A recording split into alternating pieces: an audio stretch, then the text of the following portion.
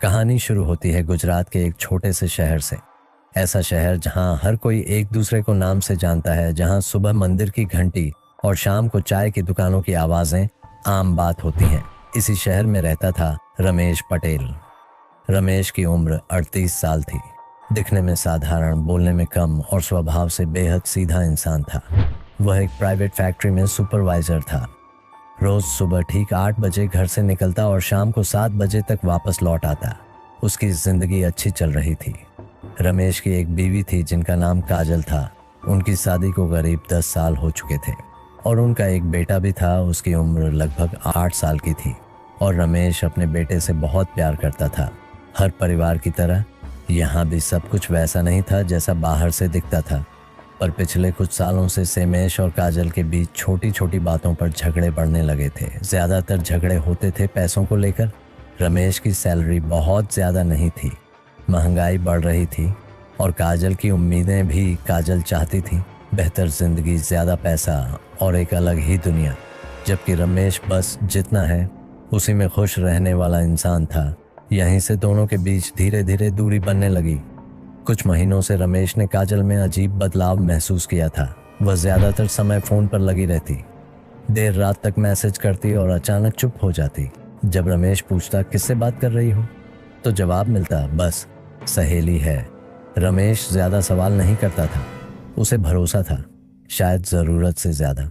कई बार रमेश ने महसूस किया कि जैसे काजल उससे कुछ छुपा रही हो। कुछ रातें ऐसी भी थीं जब काजल ने उससे बात तक नहीं की। घर में एक अजीब सी खामोशी रहने लगी थी, ऐसी खामोशी जो अक्सर किसी तूफान से पहले आती है। लेकिन रमेश ने कभी नहीं सोचा था कि यह खामोशी उसकी जिंदगी की आखिरी शांति होगी। मार्च 2019। सब कुछ सामान्य लग रहा था। रमेश रोज की तरह सुबह तैयार हुआ, नाश्ता किया, बेटे के सिर पर हाथ फेरा और फिर काजल से कहा आज थोड़ी देर हो सकती है। ये वाक्य सुनने में बिल्कुल आम था, लेकिन यही शब्द उसकी जिंदगी के आखिरी शब्द बन गए। सुबह के 8:15 फैक्ट्री का गेट खुल चुका था। मजदूर अंदर जा रहे थे, लेकिन रमेश नहीं आया। पहले किसी ने ध्यान नहीं दिया, सोचा शायद देर हो गई होगी। लेकिन जब 9 बजे भी रमेश नहीं पहुंचा तो सुपरवाइजर ने कॉल किया, पर कॉल नहीं लग रहा था। दोपहर तक कोई कॉल रिसीव नहीं हुआ। शाम 6:30 काजल ने खाना बना लिया था। बेटा बार बार दरवाजे की तरफ देख रहा था। मम्मी पापा अभी नहीं आए, काजल ने जवाब दिया। आ रहे होंगे, लेकिन उसके चेहरे पर कोई बेचैनी नहीं थी। रात 8 बजे रमेश अभी भी नहीं आया। अब तक एक आम पत्नी घबरा जाती, लेकिन काजल ने किसी को फ़ोन नहीं किया। रात 10 बजे काजल चुपचाप बैठी थी, फ़ोन उसके हाथ में था। कई बार स्क्रीन जली, लेकिन रमेश का कोई मैसेज नहीं आया। उस रात किसी ने पुलिस नहीं बुलाई, कोई हंगामा नहीं हुआ, बस एक आदमी खामोशी से गायब हो चुका था। अगली सुबह रमेश फिर नहीं लौटा। अब काजल ने अपने रिश्तेदारों को बताया। किसी ने कहा शायद दोस्तों के साथ गया होगा, किसी ने कहा 2-1 दिन में लौट आएगा। दोपहर के करीब काजल पुलिस स्टेशन पहुंची। उसकी आवाज़ शांत थी। मेरे पति कल से घर नहीं आए। पुलिस ने सवाल पूछे, झगड़ा, दुश्मनी, कर्ज? काजल का हर जवाब बहुत सोचा समझा हुआ था। नहीं, कुछ भी नहीं। पुलिस ने फाइल में लिखा मिसिंग पर्सन, न कोई स्ट्रगल के निशान। लेकिन पुलिस की एक डायरी में एक लाइन दर्ज हुई, पत्नी का बिहेवियर अनयूजुअल रूप से शांत। रमेश का फ़ोन बंद था। उसकी लास्ट लोकेशन घर से कुछ किलोमीटर दूर की थी और वहीं से शुरू होती है एक ऐसी सच्चाई जो 3 साल तक ज़मीन के नीचे दबी रही। रमेश के गायब होने के बाद पूरा मामला अब ऑफिशियल रूप से पुलिस के हाथ में था, लेकिन किसी को अंदाज़ा नहीं था कि यह केस सिर्फ एक मिसिंगनेस नहीं, बल्कि एक वेल प्लान्ड वन कंस्पिरेसी की बिगिनिंग है। सबसे पहले घर की तलाशी ली गई। कोई टूटा फूटा सामान नहीं, कोई खून के निशान नहीं, कोई ज़बरदस्ती के सबूत नहीं। सब कुछ सामान्य था, इतना सामान्य कि पुलिस को भी लगा शायद यह कोई फैमिली मामला नहीं है। इसके बाद काजल को पुलिस स्टेशन बुलाया गया। वह साधारण कपड़ों में थी, आंखों में न आंसू न घबराहट। पुलिस ने सीधे सवाल पूछे, पुलिस आपके पति का किसी से झगड़ा था? काजल, नहीं, वो बहुत शांत थे। पुलिस, किसी पर शक? काजल, नहीं, बिल्कुल नहीं। उसकी आवाज़ में एक अजीब सी ठंडक थी। पुलिस ने रमेश का मोबाइल डेटा निकाला। आखिरी कॉल, रात 9:12 आखिरी लोकेशन शहर के बाहरी इलाके में थी। यह बात अजीब थी क्योंकि रमेश उस इलाके में कभी नहीं जाता था। पुलिस ने काजल से पूछा, क्या आपके पति का वहाँ कोई काम था? काजल ने जवाब दिया, मुझे नहीं पता। फिर पुलिस ने पड़ोसियों से बात की। एक पड़ोसी बोला, पिछले कुछ दिनों से उनके घर में झगड़े की आवाज़ आती थी। दूसरे ने कहा, रमेश अक्सर चुप रहता था लेकिन परेशान लगता था। यह स्टेटमेंट पुलिस की फाइल में रिकॉर्डेड हो गए। पुलिस को एक और नाम मिला, अमित, एक पुराना दोस्त, काजल का जानने वाला, लेकिन कोई ठोस सबूत नहीं था। अमित ने कहा, मैं तो कई महीनों से रमेश से मिला ही नहीं और पुलिस के पास इसे झुठलाने का कोई कारण नहीं था। कुछ हफ्तों की जांच के बाद पुलिस ने केस फाइल में लिखा, कोई क्रिमिनल एविडेंस नहीं मिले। रमेश की मिसिंगनेस को एक साधारण मिसिंग केस मान लिया गया। फाइल क्लोज हुई।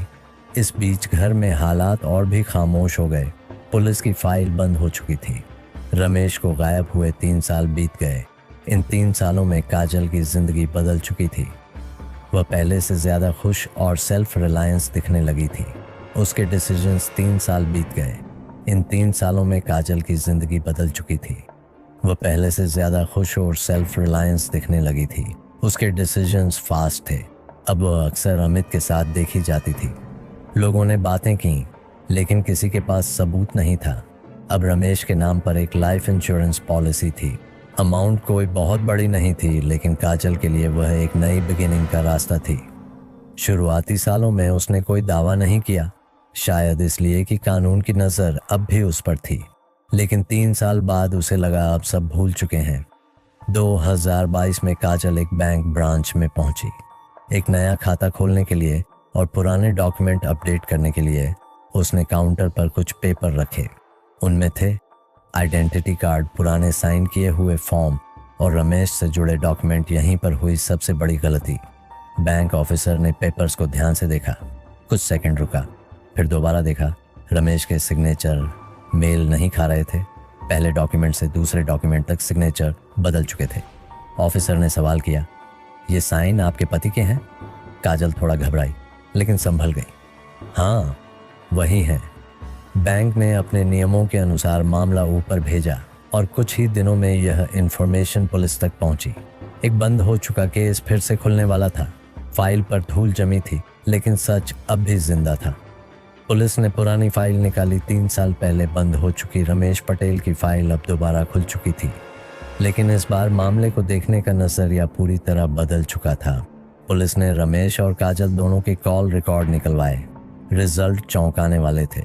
रमेश के गायब होने से पहले काजल और अमित के बीच लगातार बातचीत, रात के समय लंबी कॉल्स, और रमेश के गायब होने वाले दिन अमित का फ़ोन उस इलाके में एक्टिव था जहां रमेश की आखिरी लोकेशन मिली थी। अब शक सिर्फ शक नहीं रहा।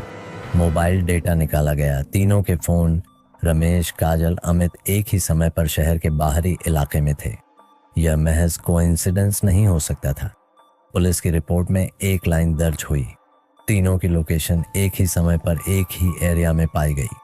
अमित को पुलिस स्टेशन बुलाया गया। शुरुआत में वह बेहद कॉन्फिडेंट था। पुलिस, 15 मार्च 2019 की रात। तुम कहाँ थे? अमित, घर पर। लेकिन जब कॉल रिकॉर्ड सामने रखे गए तो उसके चेहरे का रंग बदल गया। वह चुप हो गया। अब काजल को भी दोबारा पूछताछ के लिए बुलाया गया। इस बार उसका आत्मविश्वास पहले जैसा नहीं था। छोटे छोटे सवालों पर उसके जवाब बदल रहे थे। पुलिस ने नोट किया, पसीना, हाथों की कंपन, नजरें चुराना। 3 साल पहले की शांत काजल अब टूटने लगी थी। जांच के दौरान पुलिस को एक और जानकारी मिली। रमेश के नाम पर इंश्योरेंस क्लेम्स तैयार किया जा चुका था। काजल ने क्लेम भले न किया हो, लेकिन कागज तैयार थे। यह जानकारी मामले को इकोनॉमिक क्राइम से हत्या की ओर ले जा रही थी। पुलिस ने काजल और अमित को आमने सामने बैठाया। एक ही सवाल दोनों से पूछा गया, उस रात क्या हुआ था? दोनों के जवाब एक दूसरे से मेल नहीं खा रहे थे और यहीं से झूठ की दीवार दरकने लगी। अब पुलिस को पूरा यकीन हो चुका था, रमेश कहीं गया नहीं था, उसे गायब किया गया था। लेकिन सवाल अब भी बाकी था, अगर हत्या हुई थी तो लाश कहाँ है? पुलिस के पास अब सारे टुकड़े मौजूद थे, कॉल रिकॉर्ड्स, लोकेशन डेटा, बीमा के कागज। लेकिन एक चीज़ अब भी नहीं थी, सच की कन्फेशन। और रमेश का शरीर बिना लाश के हत्या साबित करना कानून के लिए सबसे मुश्किल होता है। काजल और अमित को अलग अलग कमरों में रखा गया। घंटों तक एक ही सवाल बार बार पूछा गया। 15 मार्च 2019 की रात क्या हुआ था? शुरुआत में दोनों एक दूसरे को बचाने की कोशिश करते रहे, लेकिन समय के साथ दिमाग थकता है और झूठ बिखरने लगता है। फिर अमित ने सच बोला, हमने ऐसा नहीं सोचा था, सब कुछ अचानक हुआ। अमित ने बताया, उस रात रमेश को घर बुलाया गया था, ये कहकर कि ज़रूरी बात करनी है। जब रमेश पहुंचा तो वहां अमित पहले से मौजूद था। रमेश को शक हो गया। तीनों के बीच तीखी बहस हुई। गुस्सा बढ़ा, आवाज़ें ऊंची हुईं। गुस्से में अमित ने रमेश को धक्का दे दिया। रमेश संतुलन खो बैठा, उसका सिर ज़मीन से टकराया। कुछ सेकंड तक किसी ने कुछ नहीं कहा। जब रमेश नहीं उठा तो दोनों समझ गए, अब पीछे लौटने का रास्ता नहीं था। काजल रोने लगी। अमित डर गया।